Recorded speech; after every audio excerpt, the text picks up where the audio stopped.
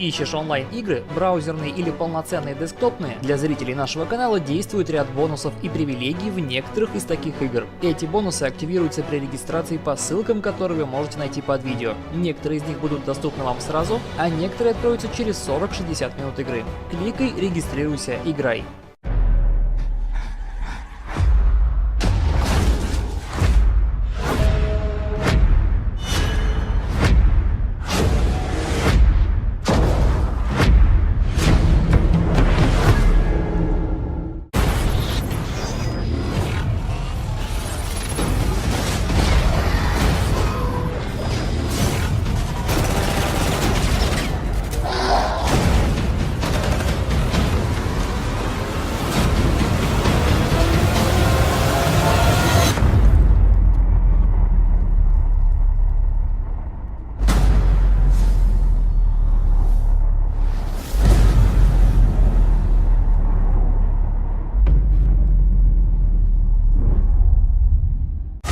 Everyone's gone.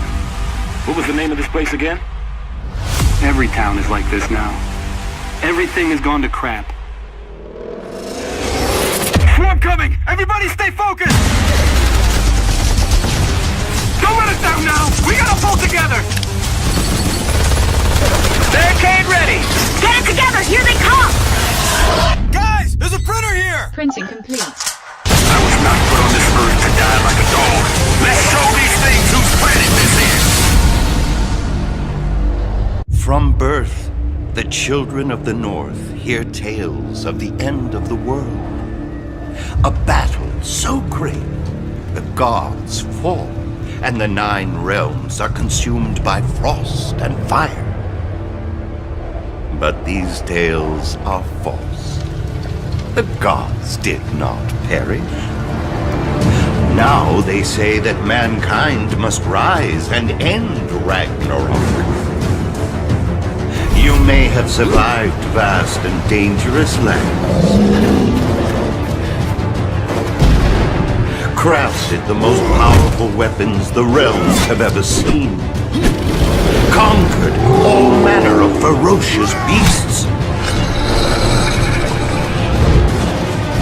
and proven yourself against the bravest of warriors. But do you think you're ready to take down the god? Ragnarok.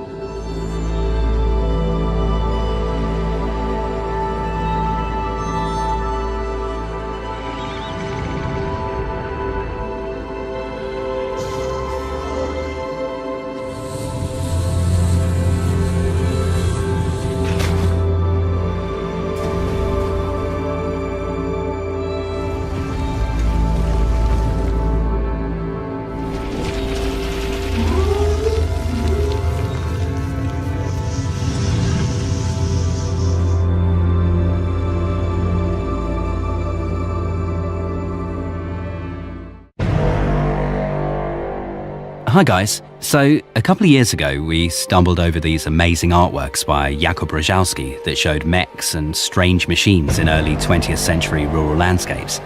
We actually thought that was about the coolest thing we'd ever seen and that it would be the perfect setting for the RTS we'd always dreamed about. The chances of this dream coming true were pretty slim, but here we are. This is Iron Harvest, a classic real-time strategy game set in the alternate reality of 1920+.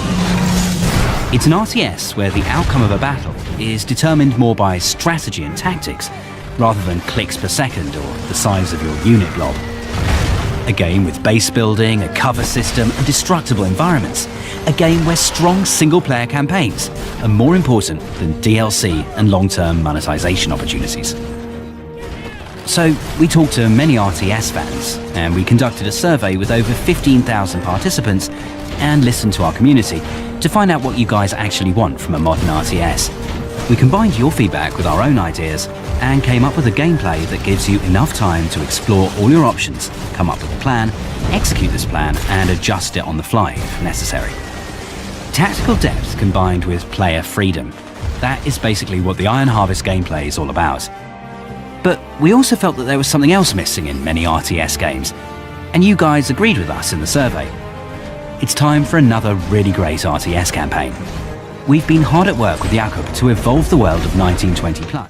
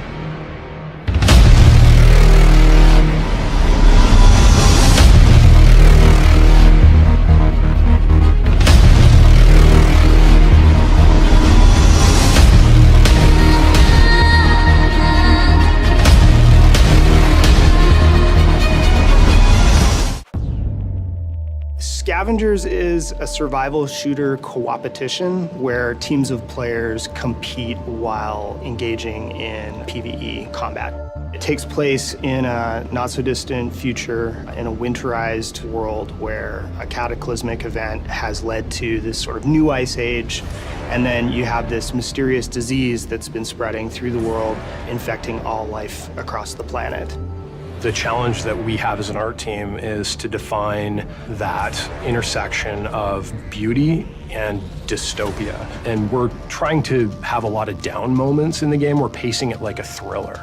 We also have AI in an open big world that we have to fight and work together as a team to overcome. So it's a mix between PvP and PvE. To be able to merge these two types of conflict and have them remain in balance with one another is probably our biggest challenge, but it's also the thing that gets me most stoked about the game.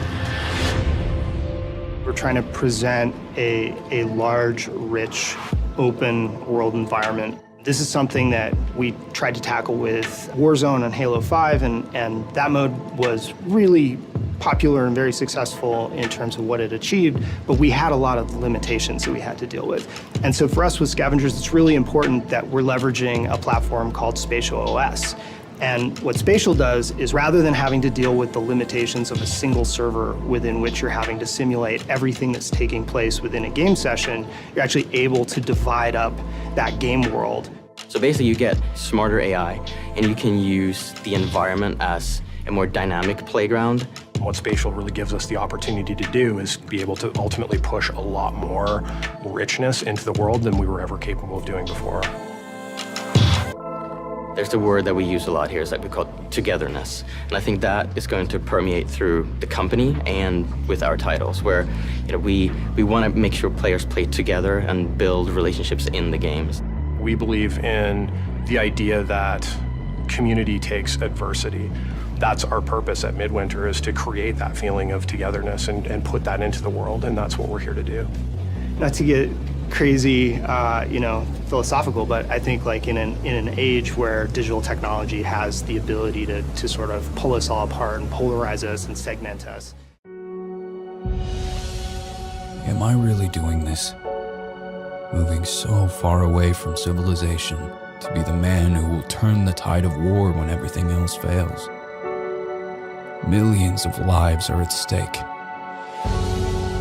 And I have to save them, finish my work, break the code before it breaks me. Time is not on my side. Determination means everything now. For too long I've been misled, but the answer was there, right in front of me.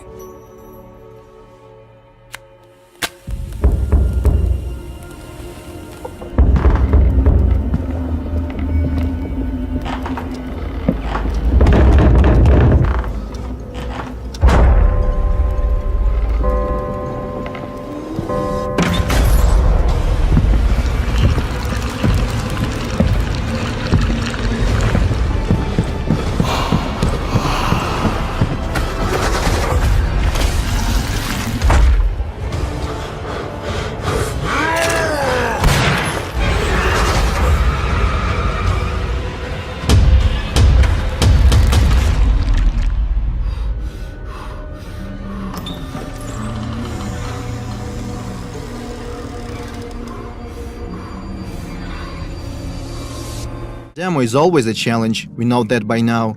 Our goal is to show as much diversity as possible, diversity of our gameplay features and cultural aspects as well. For these purposes, and also to introduce and explain our mechanics, we are creating a completely new quest line. So let's jump back to November when our work began.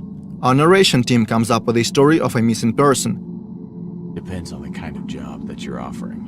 My husband, Harry Evans, has disappeared. It ties together our gameplay features as well as that Lovecraftian lore. At the same time, our concept artists and level modelers start working on the gameplay area. The quest is designed to take the player across different city districts: Rich, Poor, the Harbor Zone and the others. At first, the plan was to put together a small separate map just for GDC, but we quickly realized we didn't want to make something we would never use in the future. So we agreed that the quest should take place in the actual city. The problem is our full map is far from finished. It already has streets and buildings, but is lacking those small details that make a city feel alive. To negate that, we decide to border off the gameplay area and spice it up a little, add points of interest, vehicles, landmarks, and of course our monoliths. So now we have a more or less finished and polished part of the map that we can use in our final product. Things are going smoothly. Obviously, different bugs and glitches keep popping up like crazy. Sometimes the hero wears two hats, sometimes a floating object stop being floaty, and don't get me started on strange collisions. But we always manage to fix them in no time. However, there is one big problem that we have struggled to sort out for months: lighting. In our previous demo we used static light maps and baked them into the textures. That was a difficult and resource-draining process, so in our game we eventually decided to switch to dynamic lighting. It works great, yet we still cannot pinpoint the right tone and colors that we want to use in the sinking city. To solve that problem, we reach out to professional photo artists in Kyiv. They help our team find the right color scheme, inspired by the works of Caspar David Friedrich, James McNeill Whistler, Gregory Crutzen, and other prominent masters in their fields. Also, during our numerous playtests, we realized something. Our quest line is intriguing, but very linear. And that's not something you'd expect from the developers that keep hyping up their quote-unquote strong and non-linear storytelling. So our writers put together an alternative ending. I guess you could call it a good ending.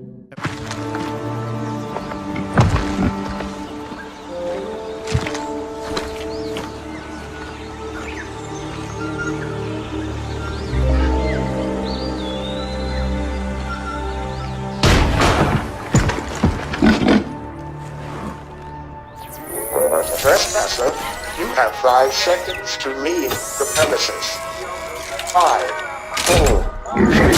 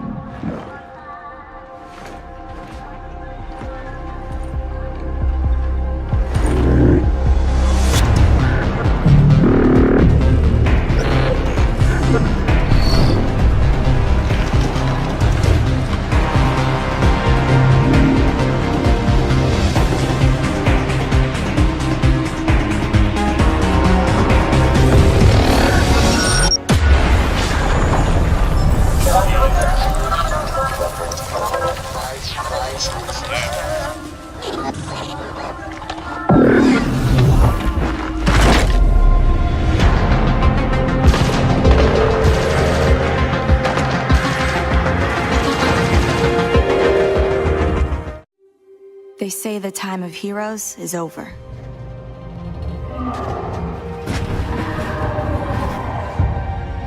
That if you're different, you're dangerous.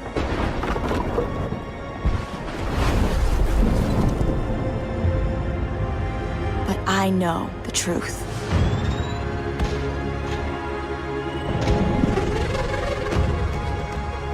The world will always need heroes.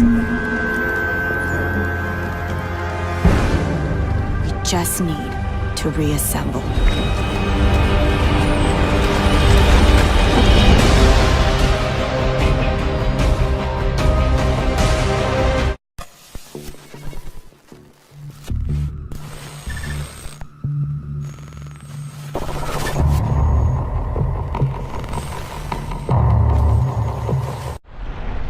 Dark Souls.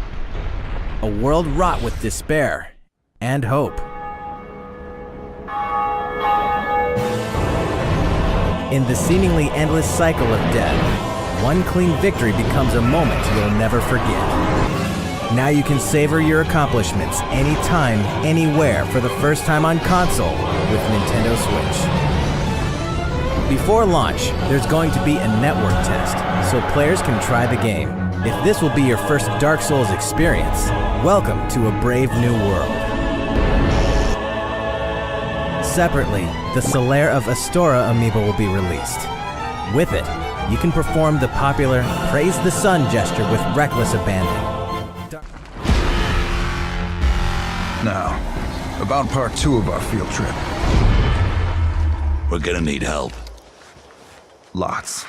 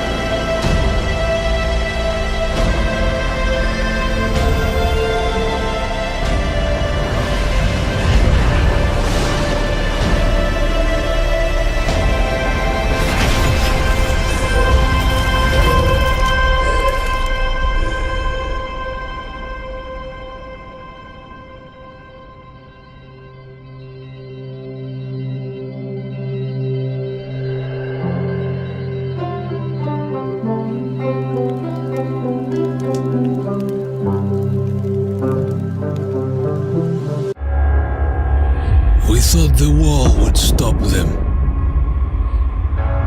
We hoped the cold would freeze them. We thought the army would crush them. But nothing worked. We're all alone. And they just keep coming.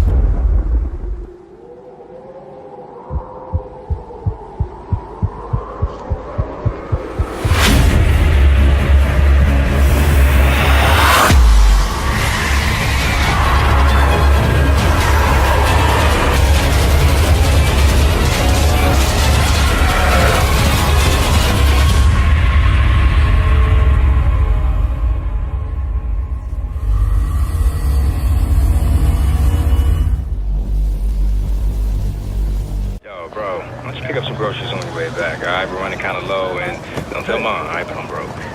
Son, while you're living in D.C., we have to set some ground rules when your brother comes to stay with you. I've been patient with you, Aiden. We need those schematics by 10 a.m. tomorrow, or else we need... Mark, is your responsibility. Come on, Aiden. Aiden, this is your mother. Pick up the phone. Aiden, pick up the phone, man. Aiden. Aiden.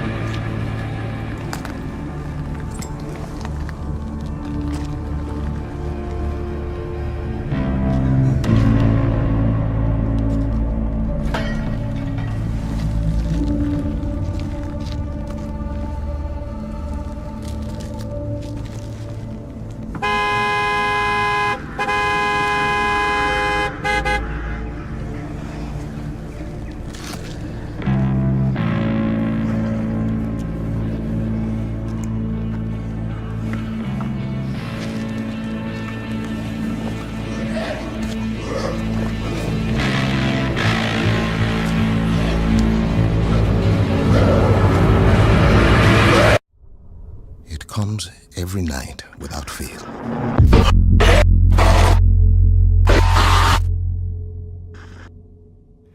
There are different people every time. Let's get this done quickly. Get whatever the warden want and get home. But I recognize them somehow. What the hell is this place? They're screaming at me. I don't hear them, but I know they're screaming. You got anything? Such hate and anger. I hope you bastards are looking up once in a while. Those fuckers might be anywhere. I don't know what I have done to them. This place is so damn dark. Sleepers. They want me to feel what they feel. This is good, man. This is good stuff. It'll trade. Everything trades. Oh, fuck. To be honest, any second, keep your eyes on that door. Ah, shit, there's fucking loads of them.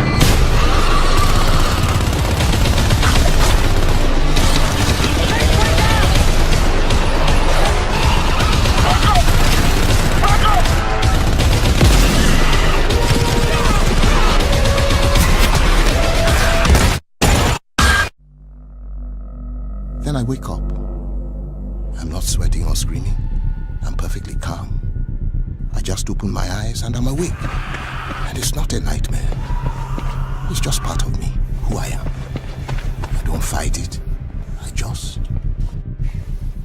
live around it. What the hell? You are a warrior. I can see that. You trained your whole life for this.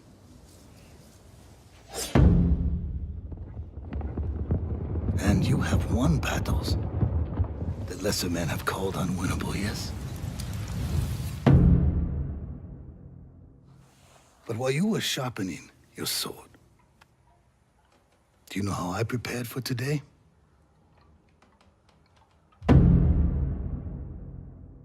I learned. I know your language, your traditions, your beliefs, which villages to tame and which to burn.